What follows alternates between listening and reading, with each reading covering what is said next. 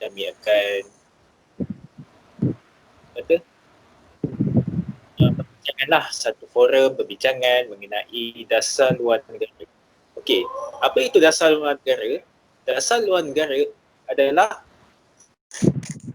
dasar kerajaan Malaysia ada negara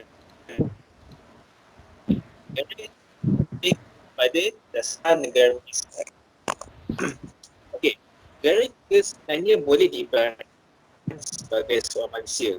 Okey, oleh seorang manusia sebuah negara itu hendaklah perlu menjaga keselamatannya. Kita semua jalankan satu tugas harian kita tanpa diganggu oleh pihak-pihak tertentu, juga dengan negara-negara lain. Iaitu mereka juga ingin menjaga keselamatan negara mereka. Itu sedikit. Tapi apa pula berkaitannya dengan dasar luar negara? Dasar luar negara maksudnya untuk kita menjalinkan hubungan diplomatik ataupun hubungan perdagangan antara negara lain. Contoh, Malaysia nak buat satu hubungan baik dengan negara Indonesia.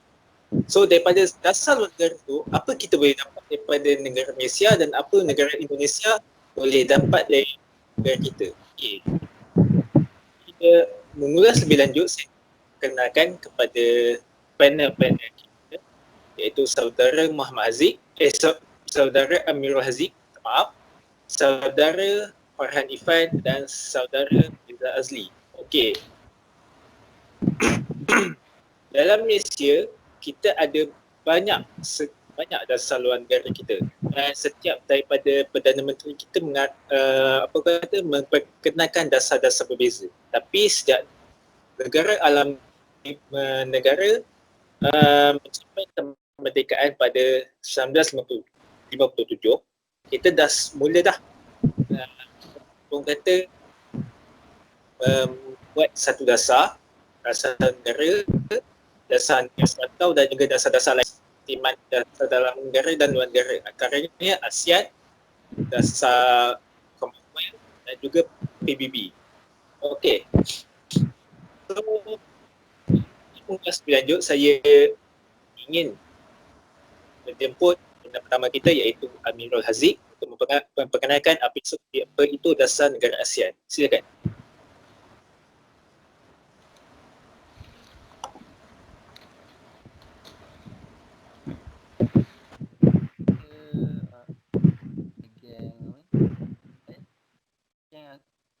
Bagi ASEAN akan ditangani oleh saudara Riza Azli.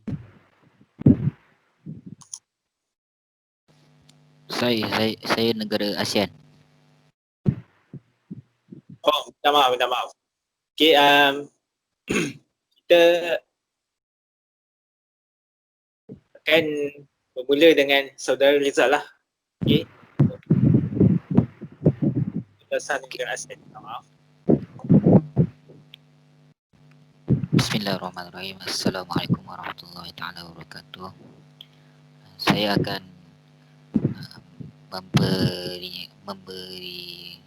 memperincikan atau berkongsi kepada semua tentang pertubuhan negara Asia Tenggara ataupun dikenali sebagai ASEAN.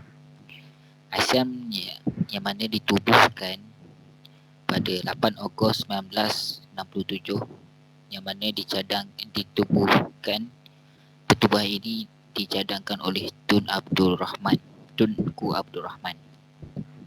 dan cadangan ini telah dipersetujui antaranya Thailand, Singapura, Filipina dan Indonesia. Dan untuk maklumat kita semua, sehingga kini lebih pada 10 buah negara telah dianggotai di dalam ASEAN ini.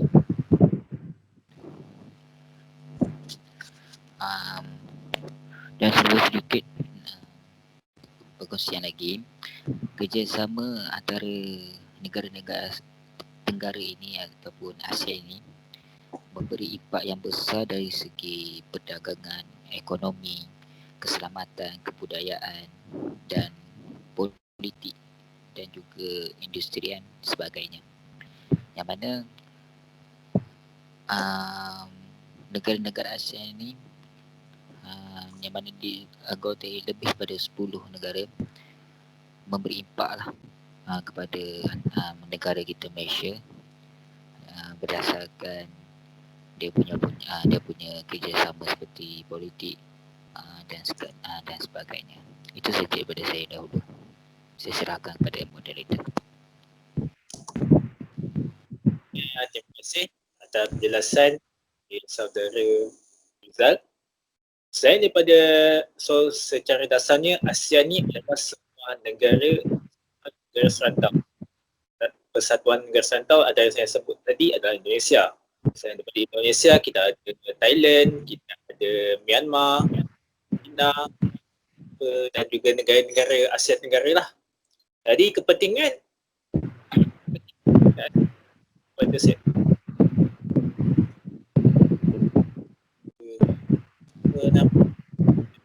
lah negara-negara Asia Tenggara. Selain daripada negara Asia, Satuan Negara Serantau, kita juga mengadakan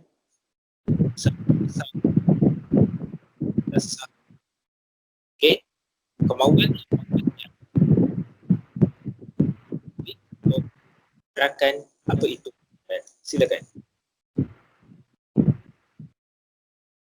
Assalamualaikum dan selamat kasih yang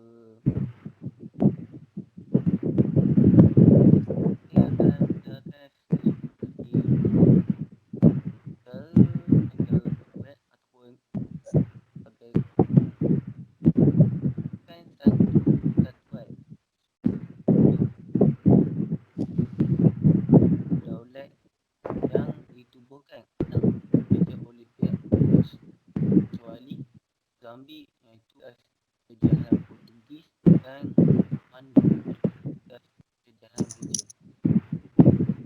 Bukan semua negara tersebut mengiktiraf Batu British, iaitu Batu Elizabeth sebagai ketua negara. Negara-negara yang mengamini sebagai ketua negara dinilai sebagai kerajaan Commonwealth ataupun Commonwealth realm. Matlamat penubuhan Commonwealth ini adalah untuk mewujudkan persahabatan dan perpaduan pembangunan ekonomi, pendidikan, pertahanan, pertanian dan undangan yang baik antara semua negara bekas jajahan British. Antara peranan Commonwealth ini adalah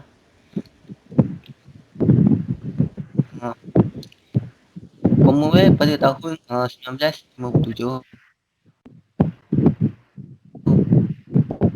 beberapa isu seperti masalah perdagangan antarabangsa, penjajahan dan penentangan terhadap isu apartheid di Afrika Selatan. Di samping itu, Malaysia juga pernah dipilih untuk menjadi tuan rumah persidangan ketua kerajaan Commonwealth ataupun COGM pada tahun 1989. Dua deklarasi diisahkan melalui persidangan yang berkaitan dengan dasar apartheid dan deklarasi Langkawi yang berkaitan dengan alam sekitar. Kepentingan Commonwealth ini kepada Malaysia ialah Malaysia telah mendapat beberapa faedah seperti kerjasama, pertahanan, perdagangan dan penggunaan sains dan teknologi pertanian serta kewangan dan sebagainya. Selain itu, dalam bidang pertahanan, Malaysia telah mengadakan latihan ketenteraan bersama dengan beberapa negara Commonwealth yang lain. Hari ini, Malaysia dapat meningkatkan persaingan barangan Malaysia dengan barangan negara lain di pasaran luar. Itu saja daripada saya. Saya serahkan balik kepada saudara pengerusi. Okey, terima kasih kepada saudara Abdul Razik. Okey, Commonwealth adalah negara jajahan British. Yang kita boleh balik sejarah.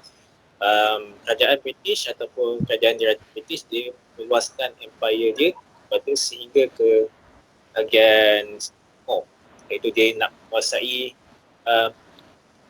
laluan perdagangan timur dan barat. Okey, kita pada itu.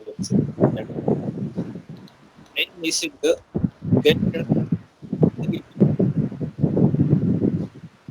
dan juga negara awal lain lah. Dan okey, selain West, kita ada satu lagi dasar luar negara, dan dasar ini dilibatkan negara yang kita kepada negara santap. Yang satu dasar ni dia lebih kepada semua negara dan dinamakan sebagai Persatuan Bangsa-Bangsa Bersatu, iaitu PBB. Okey, serahkan kepada saudara Farhan Ifan untuk kita dengarkan dan kita pendengarkan apa itu peranan dia dan impact dia kepada Malaysia. Silakan. Okey. Terima kasih kepada saudara Fairuz. Okey, saya akan terangkan itu penubuhan bangsa-bangsa bersatu. Okey, bangsa-bangsa PBB ni dia ditibukan pada 24 Oktober 1945 dekat Amerika Syarikat.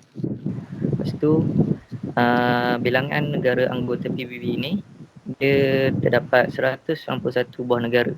Negara terakhir yang sertai PBB ni ialah Timor Leste pada 27 September 2002. Okey, keanggotaan PBB ni dia terbuka kepada semua negara yang merdeka dan bersetuju untuk menerima piagam PBB. Okey, matlamat PBB ni ialah dia akan menjaminkan keamanan dan keselamatan antarabangsa serta menyelesaikan perselisihan dan penindasan. Dalam usaha ini, PBB ni dia mungkin perlu melancarkan serangan ketenteraan. Okey, dia mewujudkan hubungan baik dengan di kalangan negara yang merdeka, iaitu dia menggalakkan pertumbuhan ekonomi, sosial dan kebudayaan serta melindungi hak-hak asasi manusia tanpa mengira bangsa, jantina atau agama, iaitu dia menyatu padukan penduduk dunia. Okay, PBB ni dia disertai oleh Malaysia.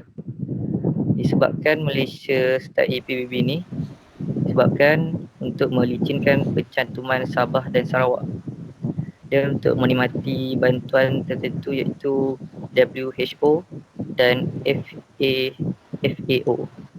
WHO ni dia disebut Pertubuhan Kesihatan Sedunia dan FAO Pertubuhan Makanan dan Pertanian. Okey. Lepas tu yang WHO dan FAO ni dia banyak menghulurkan bantuan melalui pejabat masing-masing di Kuala Lumpur. Lepas tu isu-isu yang melibatkan Malaysia dan PBB ni, konfrontasi Indonesia terhadap Malaysia, dia diselesaikan melalui Majlis Keselamatan PBB pada tahun 1963. Kemasukan Sabah dan Sarawak ke Malaysia melalui referendum Suruhanjaya Kobok yang ditebuhkan oleh PBB, tuntutan terhadap Pulau Ligitan dan Pulau Sipadan antara Malaysia dengan Indonesia dirujuk pada Mahkamah Pengadilan Antarabangsa ICJ pada tahun 1998. Tuntutan terhadap Pulau Batu Putih antara Malaysia dan Singapura dirujukkan pada ICJ pada tahun 2003. Okey, itu saja daripada saya tentang PBB. Sekian saya serahkan kepada saudara Fairuz. Malaysia juga pernah terlibat dan pernah menduduki Majlis Keselamatan PBB. Itu antara sumbangan besar Malaysia lah. Okey. Dan Malaysia juga sebenarnya pernah menghantar pasukan pengaman di negara-negara pembangun, antaranya negara Somalia atau Timor Leste dan Bosnia Herzegovina. Okey. PBB ni sebenarnya banyak peranan dia dan peranan dia lebih meluas berbanding pertubuhan Commonwealth, pertubuhan negara-negara ASEAN dan juga dasar-dasar luar negara lain lah. Okey, Itu saja daripada saya. Sekian. Wassalamualaikum warahmatullahi wabarakatuh.